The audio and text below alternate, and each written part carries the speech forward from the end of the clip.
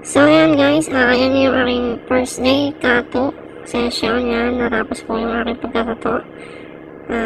Yan po, ang pangalan po ng aking artist ay si Melissa. Thank you, boss. Yan po ang aking lion tattoo.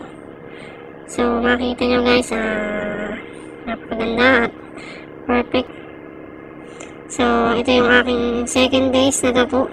So, medyo hindi pa siya ganong nagbabalat kasi second days pa lang naman siya. So, ito yung third day. So, medyo makikita nyo dyan na medyo na siya, yung parang magpapalit-balat na siya.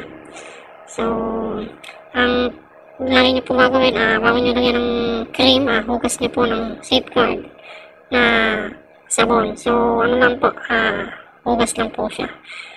Ito po yung 4 days na po ng aking tattoo healing process. Yan na po guys, binibidyoan po siya ng anak ko. So, ang lagi nyo lang po hugasan sa umaga tapos sa gabi. Tapos huwag nyo po kukuskusin, huwag nyo po kakamutin.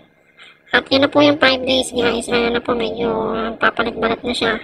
Nagkaroon na siya ng crack na balat. So, makati na po yan yung yung ganyang 5 days na po na tattoo. So, huwag nyo pong kakamutin. Ang lang po, tapik-tapik lang po. Tap-tap lang po ng bimpo, kaya ng tissue. So, yan, 6 days na aking tattoo. So, yan, medyo okay naman siya. So, makati pa rin siya, yung ganyan na 4 days hanggang 6 days. Yan, sobrang kati niyan, guys. So, ito na yung 7 days. So, yan na, nag-aangatan na yung mga balat niya. Kita-kita na sa video na umaangat na yung balat niya.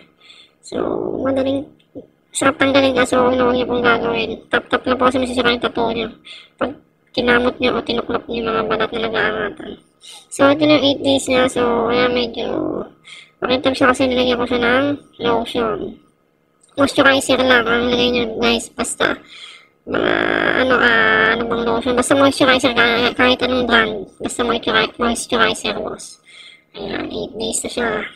So, ano na siya, fully heal na siya guys. So guys, pa-like and share po ang aking YouTube channel and don't forget to subscribe. Hanggang dito na lamang guys. Thank you.